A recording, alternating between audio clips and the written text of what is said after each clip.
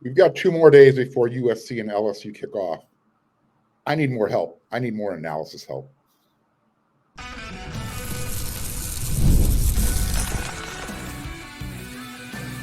You are Locked On Trojans, your daily podcast on the USC Trojans, part of the Locked On Podcast Network, your team every day. Hey, fight on, everyone. I'm your host, Mark Holkin, and thank you for making Locked On USC, part of the Locked On Network, your first listen every day. Wherever you're downloading your podcast, the show is always free. And if you're watching the show on YouTube, I still appreciate your support. Don't forget to hit that like button. Don't forget to comment, and don't forget to hit that bell notification so you don't miss an episode.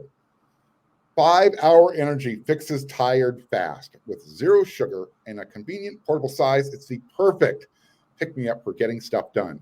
Go to the number 5hourenergy.com and use promo code LOCKEDONCFB to receive 20% off your order.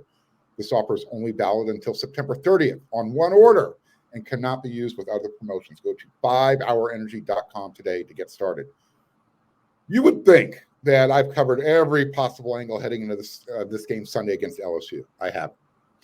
I have more, and I actually have a professional from Pro Football Focus to help us, to kind of lead us down that final stretch as we get there. Today I have special guest Dalton Wasserman from Pro Football Focus, data analyst, and he's also the co-host of the Pro Football Focus College Football Show.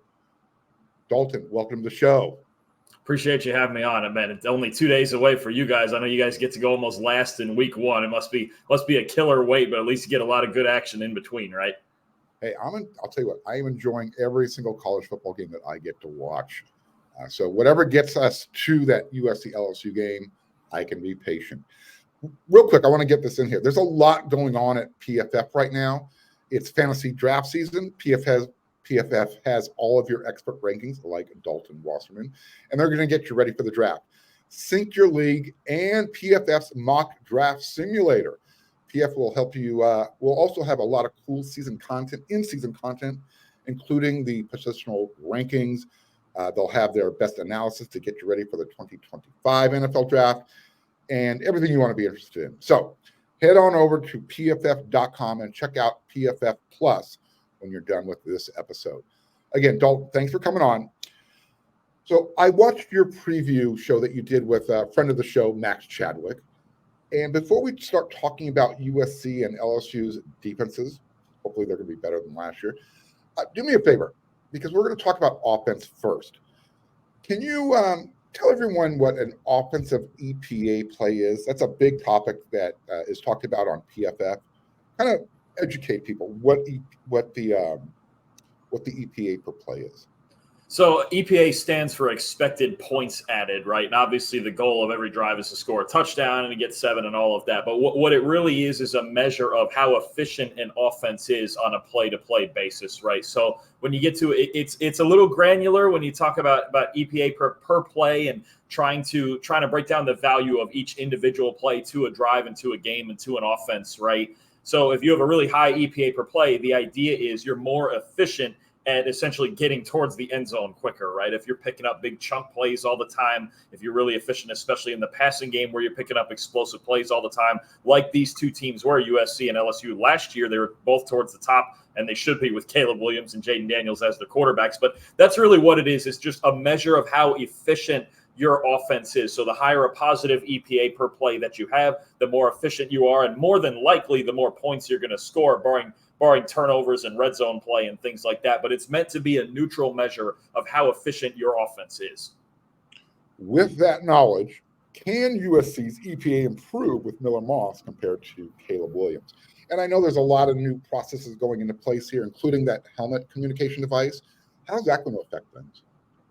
I think it's gonna affect things a lot. I think it could help the quarterbacks a lot, especially when you have a play caller like Lincoln Riley, right? And I believe the microphones, just like the NFL, they don't turn off until it's down to 15 seconds in the play clock. So I'm curious to see if we're going to see less teams run like that super quick no huddle with all the cue cards and things on the sideline like that, or you could also see the pace pick up too, where, okay, let's get to the line of scrimmage. Let's let an offensive coordinator or a head coach like Lincoln Riley see the line of scrimmage for 6 or 7 seconds, and then call it and tell somebody like Miller Moss what to do and get us in the right play at the line of scrimmage, like we used to do with the cue cards, but maybe a more defined, verbiage in it and calling plays at the line. I think part of it depends on your quarterback. And I think USC especially is in position to do things like this because Miller Moss, he only made the one start last year, but he's been in the system for 3 years. And I think from what I watch him, he's got a really good knowledge of the offense. So I'm really curious to see where Lincoln Riley goes with this.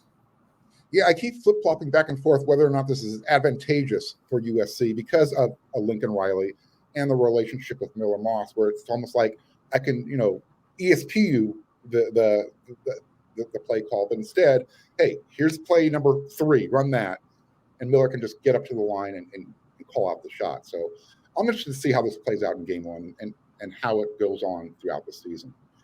Now, during the offseason, we know that USC needed to adjust their roster going forward into the big conference. Strength and conditioning was huge, and I think is that going to help USC's run game, or is that Lincoln Riley kind of leaning into the issue? And I'm going back to last year when USC played against Utah.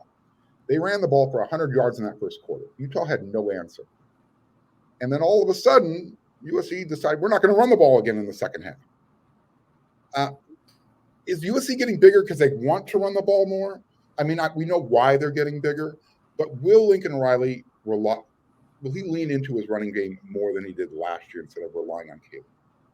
I think he will, because Miller Moss doesn't give you the physical tools that Caleb gives you. Caleb added another dimension in the running game, and anytime you have a running quarterback and you have that basically just that kind of option threat that a lot of teams with mobile quarterbacks have, then you have a different dynamic. Also, you had a USC defense last year that just let them down in a lot of spots. So when you get in those high-scoring games and you have Caleb Williams, the temptation is just going to be, well, look, Caleb, you're going to have to be Superman again this week, right? I think about the Washington game too, where it just ended up as Caleb trying to keep up with Washington, even though Washington in that game was actually the team that ran the ball with Dylan Johnson. It didn't really become Caleb versus Penix. It was USC couldn't stop the run, and Caleb had to try to save them again, and he just couldn't. So, it is different this year when you have a guy like Miller Moss who's not going to run a whole lot. That's not his game. He's going to play within structure. I think you're going to see more of the classic RPO stuff, and he's going to make those reads to the outside. Guys like Zachariah Branch and Deuce Robinson on the outside, screens and slants and bubbles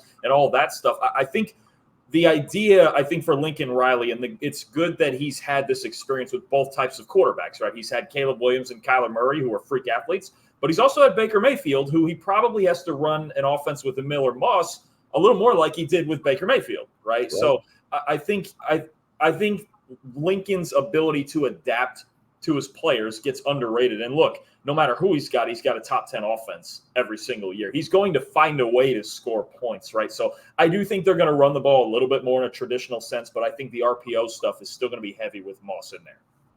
When you're touching on the RPO stuff and you were talking about some of the receivers on the outside, let me ask you this question.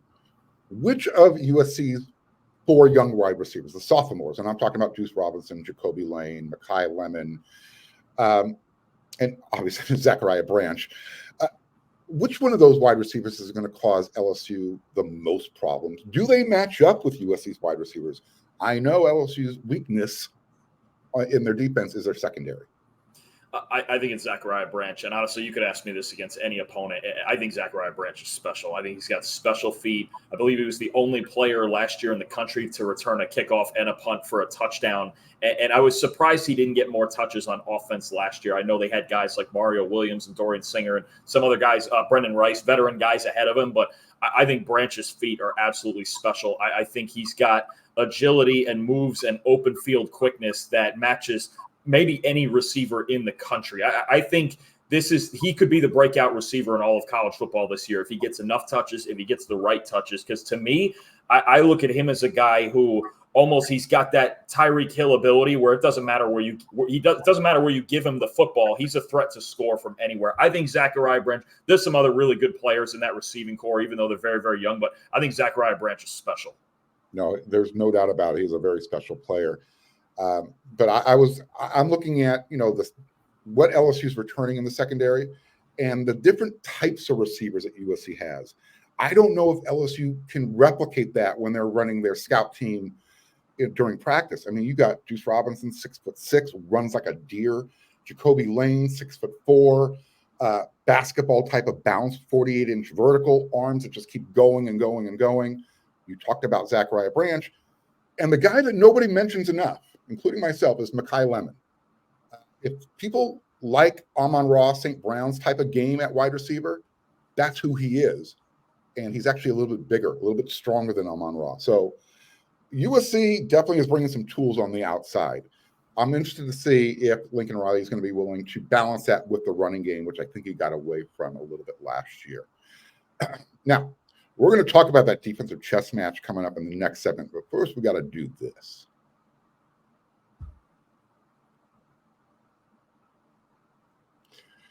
Okay, we've got warmer, sunnier days. They're calling. I'm out here in Vegas. It's hot.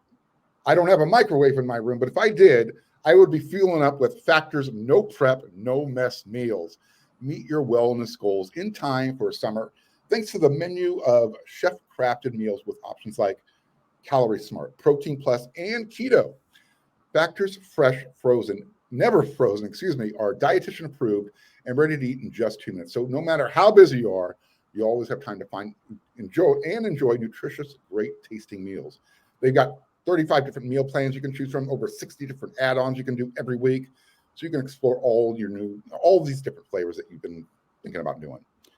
Enjoy your lifestyle. Choose from 6 menu preferences that's going to help you manage your calories, maximize your protein intake, avoid meat altogether if you want to do that. Head on over to factormeals.com/LockedOnCollege50 and use code LockedOnCollege50 for 50% off your first box plus 20% off your next month.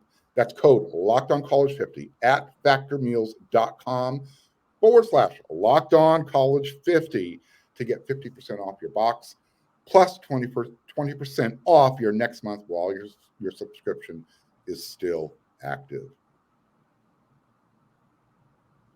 Passion, drive, and patience. What brings home that winning trophy is also what keeps your ride or die alive. eBay Motors has everything you need to maintain your vehicle and level it up to its peak performance. From superchargers, roof racks, exhaust kits, LED headlights, and more. Whether you're into speed, power, or style, eBay Motors has got you covered. And with over 122 million parts for your number one ride or die, you'll always find exactly what you're looking for. And with eBay Guaranteed Fit, your part is guaranteed to fit your ride every time or your money back. Keep your ride or die alive at ebaymotors.com.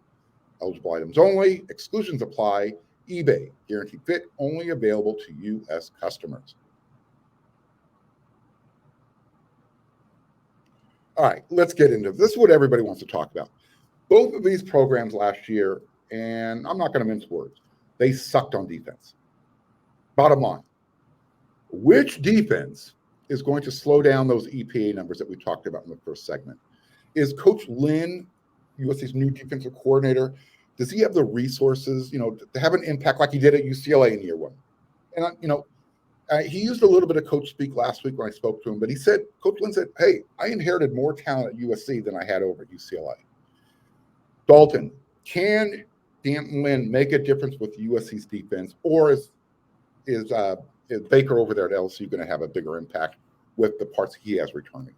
I'll tell you this. I think one advantage, at least you could see it as an advantage, is what USC did in the transfer portal and the guys that Coach Lynn brought in. LSU brought in basically nobody on defense in the transfer portal. They're running mostly the same crew out there this year. Obviously, they have a star at linebacker in Harold Perkins, but they have 3 defensive tackles drafted, and they're just hoping that the same crew gets another year better. I really like what Coach Lynn did in bringing in guys like John Humphrey and Kamari Ramsey with him from UCLA. Akili Arnold's one of the best cover safeties in the country, a transfer from Oregon State. Greedy Vance is a really good corner from Florida State who was part of a really good secondary last year. He focused a lot on the back end, and I respect that. And he's going to have to coach up the front end. But I think what people need to know about Coach Lynn is the just insane turnaround that he did have at UCLA. They had a bottom 25 or bottom 30 defense when he inherited it, and he brings in Leatu Latu, who was almost medically retired when he was at Washington, and a bunch of other guys. He built that front seven from scratch. And if he could do the same thing here at USC, he's one of the best defensive coaches in the country, and he showed it the last 2 years. Obviously, Latu was the first defensive player drafted in this past year's draft. Right. You've got a guy who knows how to turn things around. How quickly it'll happen, we will see. And they're playing a really, really good offense, obviously, to start out in LSU. It's probably going to be a shootout, but I do really like what Coach Lynn did in the transfer portal and some really talented guys that he brought in there. Yeah, they might not be the names people recognize. SEC fan might recognize the name Nate Clifton that they brought in the winter right after when the portal opened. He was there for spring camp. USC wanted to get more aggressive with defensive interior help on the line in the spring portal. It never really happened. We think they found a diamond in the rough, so to speak, in Gavin Meyer. USC has been really successful with that Wyoming pipeline. Manuel Preyon is their starting left guard now. Last year, Solomon Byrd came. He was drafted by the Houston Texans, and now you went and found Gavin Meyer, who he's made a really big impression from Coach Lynn, Coach Riley. They say, I want all of my defensive line players, including Bear Alexander, to watch Gavin Meyer because he does everything right from the locker room to the field. So we're going to see if Eric Henderson can have an impact with Sean Nua up front.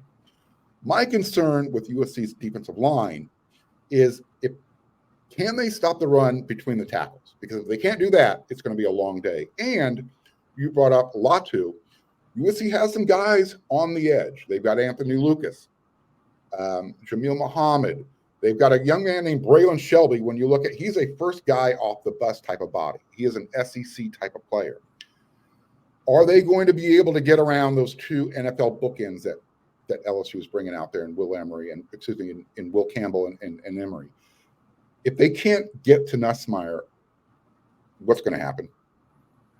It's going to be a problem because Nussmeier he's a true pocket quarterback who's got a rifle for an arm, and if he's got enough space, he can absolutely make every throw on the field. He's actually, over the last 3 years, got the third best big-time throw rate for us in the FBS behind Drake May, and I can't remember the other one, but he's in that category of the level of throws he can make. And obviously with his dad being a coach, he's got the NFL pedigree, at least mentally, right? So if you don't get to him, it's going to be a problem. And I'm with you. That's the biggest concern for me in this game is that LSU's pass protection with two NFL type tackles, it's really, really good. And how do you replace a guy like a Solomon Byrd, who was your best pass rusher last year? Is it going to be a group effort? Is Coach Lynn going to mix up fronts? Is he going to send some blitzes? He didn't have to blitz a whole lot at UCLA because of the freakish talent he had off the edge and Latu and the Murphy brothers. But what are the different looks that he gives? Or do you mix it up in coverage and just try to make Nussmeier hold the ball a little bit longer? That is, I'm with you, that is the biggest concern, especially off of the edges. How do they get to Nussmeier? Because if they don't, this is going to be a really high-scoring game. Absolutely.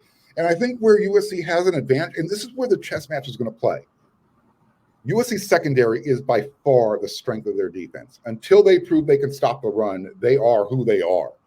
But when you look at them on paper, that secondary, they're big, they're long, they're experienced, and they're deep. Doug Belk, their new secondary coach, who Lincoln Riley outbid Georgia for. I mean, that's who they wanted. He says, I'm going to rotate 8 to 10 defensive backs in the game. And he wasn't talking about special teams.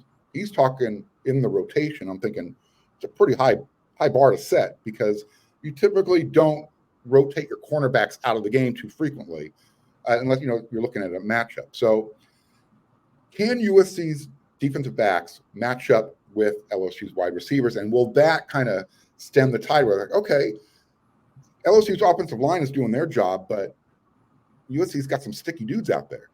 How's that going to work?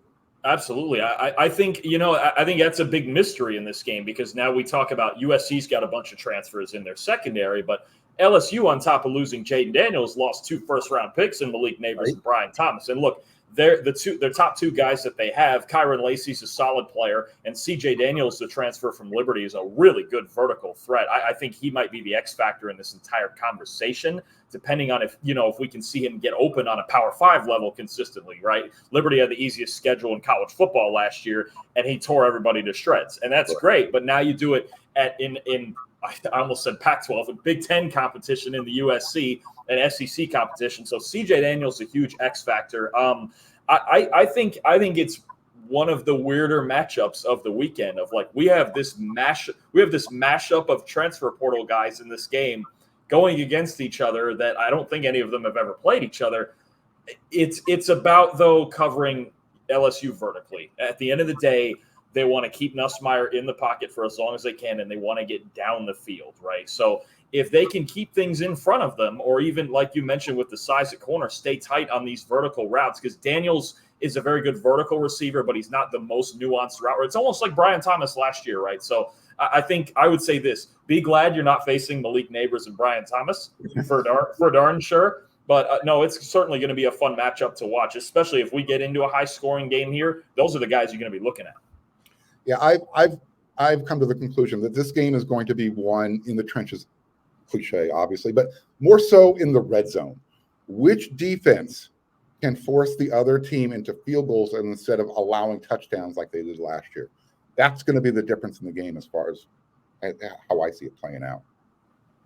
Yeah, it's a tough one. It's a really tough one. I wonder, is it that, or is it which of these teams can avoid the red zone and make those explosive plays too? Because LSU gave up on defense a ton of explosive plays last year. This secondary, and a lot of it isn't talent. It's about execution and communication and things like that, right? Where it's like, okay, we're just blowing it. We're just blowing coverages, right? And USC had some of that too.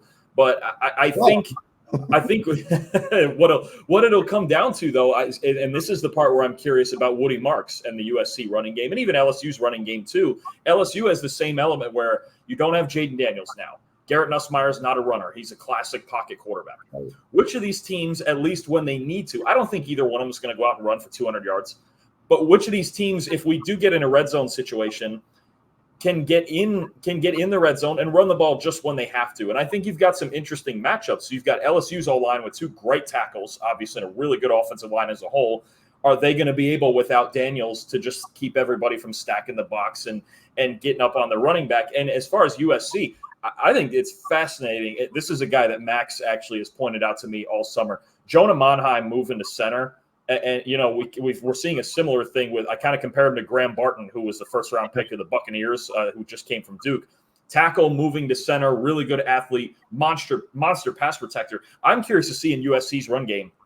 I want to see Jonah Monheim against a new set of defensive tackles at LSU, and then getting up, if he can get up on the second level, on Harold Perkins. Look, Harold Perkins can cover, he can rush the passer, but he's only 220, maybe 225 pounds. If Jonah Monheim gets up on Harold Perkins and USC starts getting the ball downhill on him, then LSU's got a real problem. So I think it's going to be about two in the run game. Who can run the ball when they need to, right? Who can line up on 3rd and 2 and just get what they need to? There's so many interesting dynamics in this game offensively, honestly. It's going to be so much fun to watch. I cannot wait to get up in that press box. I'm telling you, man. I've been looking forward to this game for 20 years. I mean, that's how far back I'm going back to that split national championship in 2003, 2004. These two teams have played each other twice in their history. They each won on their other's home field. USC, when they beat LSU back in 1979, it led to a national championship. LSU came out to LA in 1984, left with a 23-3 victory. They should have played in that national championship game, but they didn't.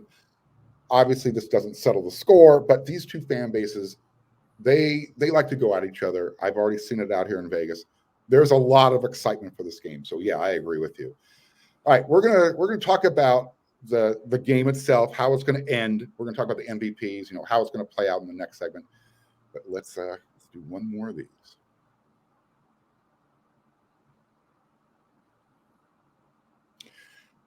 People who watch the show and know me, they know Mondays are rough. It's a busy day for me.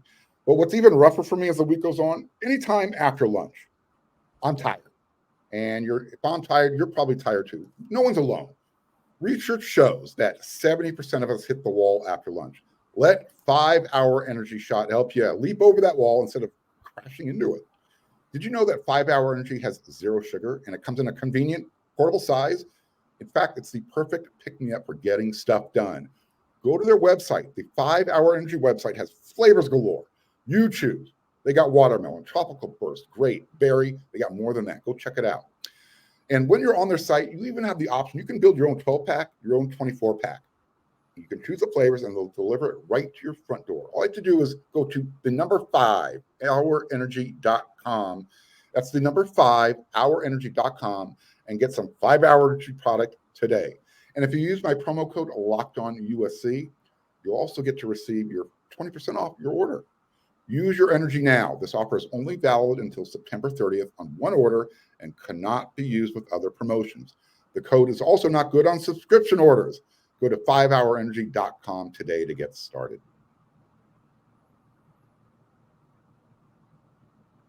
All right, before we pick the winner of this game, all right, give me your offensive and defensive MVPs from each team. I think for USC, I actually do think it's kind of cheesy sometimes to go with the quarterback, but I do think it's Miller Moss. I think what we saw in that Louisville game last year against a really, really good defense, it should not be sold short with the way their season ended, how good Louisville's defense is and how easily Miller Moss really took him apart in that game, and obviously even had one interception from Quincy Riley. Miller Moss is not afraid of anybody. I love his process in the pocket. Look, he doesn't have the physical tools. He's not Superman like Caleb Williams, but I think he can do all the things in this system to succeed. And then on defense, I'm looking at a guy like Achille Arnold. This is just a really good football player. It's coverage, come up and run defense. He was really him and Katana Oladapo, who's now with the Packers. They're two safeties at Oregon State last year. They were the two best players on that defense. I think Achille Arnold is just a solid enforcer to have on the back end in the middle of your defense who can do a little bit of everything.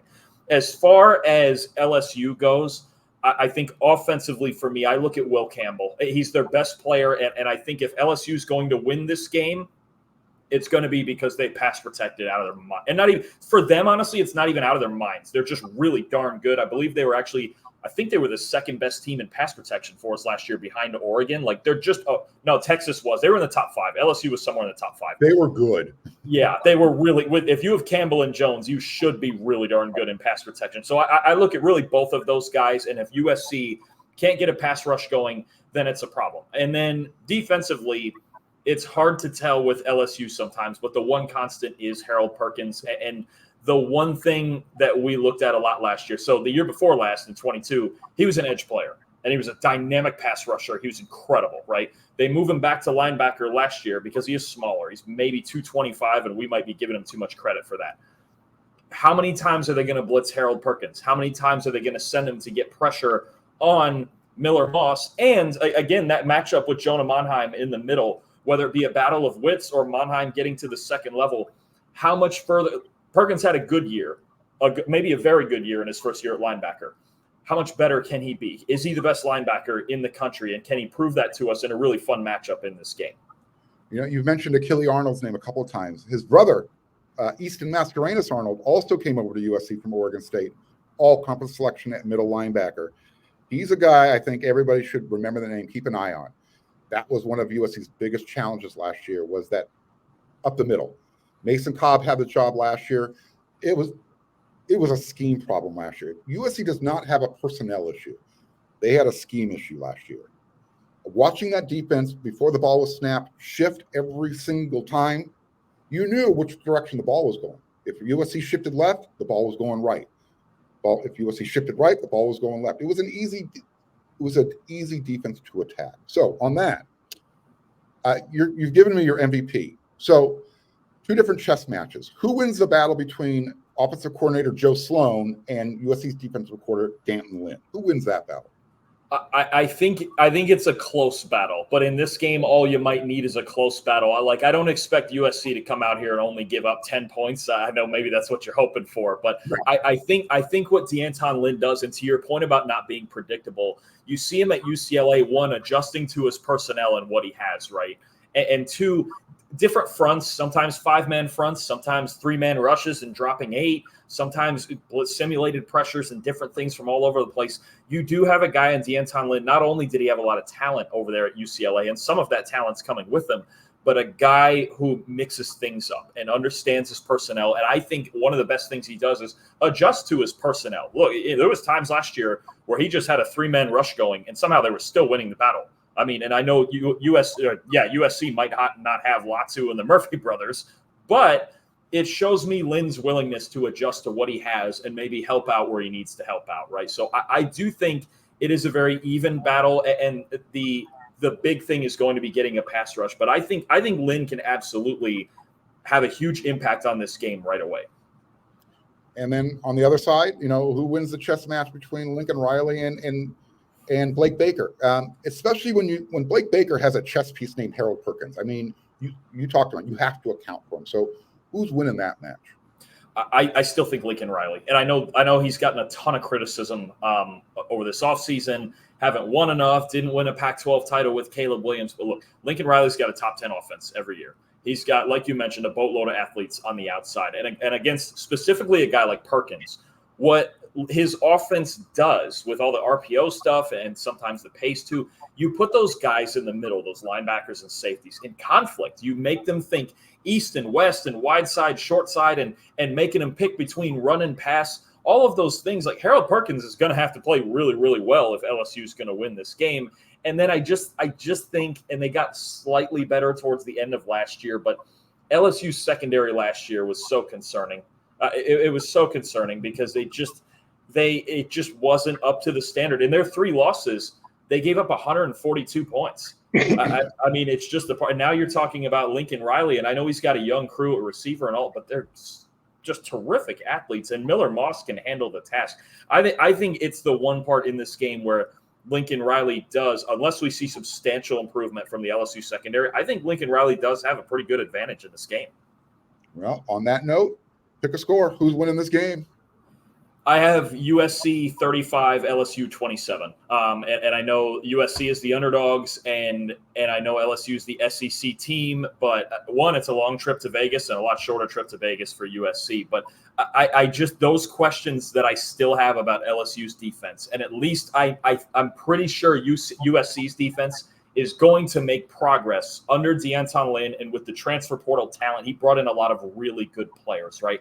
I think USC's defense, it won't be a finished product this week, but I do think there's going to be progress. I'm not as sure that I'm going to see that progress from LSU's defense. I have it 35-27 USC. It could be higher scoring than that. I'll admit that. Garrett Nussmeier is really good. There's a reason he's on NFL radars. He's really good. He deserves to be on those radars, but he has to gel with new receivers as well, especially CJ Daniels. He's got to be used to being the starter. I'm curious which team can get a pass rush. And I just think USC's defense, that it's the on paper game is always dangerous, but I trust those names that they brought in a little bit more than I trust what I saw at LSU last year on defense. Yeah, I'm not willing to go anywhere near the point spread as far. I think it's actually dropped again down to 4. It started at 6.5. So somebody's hearing or seeing things and they're thinking, well, you know what? They're in line with you. They're picking USC all of a sudden. I'm actually going to go with the over. Because of everything you said, there's going to be mistakes made. It's the first game of the season. You got 2 new defenses. I've got USC in the 37 to 38 points, LSU 33, 32 points. So I'm picking the over. I'm not touching that 4.5, not going anywhere near. To me, that's a pick 'em. Just give me the over because, like you said, this game could go either way. Whichever team is ready to play defense, they're going to win this game. Dalton, tell everybody where they can find you all over, whether you're PFF, social media, where can they find your work? So PFF.com, I'm writing NFL and college content all season. And the big places you can find me on Sunday mornings. This week we're at noon Eastern. Weeks going forward, because we'll have NFL starting, we'll be at 9 a.m. Eastern. Max Chadwick and I will be doing a college review show. So this Sunday we will certainly be reviewing this game, as well as talking about other topics on Tuesdays at 6 p.m. Eastern. Then we will be, like we did this past Tuesday, if you didn't get to see it, we have a preview up of this game as well that is up on our YouTube channel, PFF College Football Show. We'll be going over at least the 5 biggest games every week on Tuesday nights. So tune in for that. Those are both live streamed. This week, the review show, the Sunday show, will be at noon, going forward at 9 a.m. and on Tuesdays, 6 p.m. on Tuesday nights. Outstanding. Look, there's a lot of you out there. So go check out Dalton. Go check out PFF. They put out a lot of good content. And if you're into that analytical stuff, that's the place to go. Dalton, once again, thank you for coming on the show. Hey, Locked On USC fans, you got an extra show this week. This will be up shortly. I want to have Dalton come back on again. We'll kind of review where USC is at and to see what's going on. So, Dalton, until then, I want to thank you. USC, Locked On USC fans, until that next episode, you know what to do.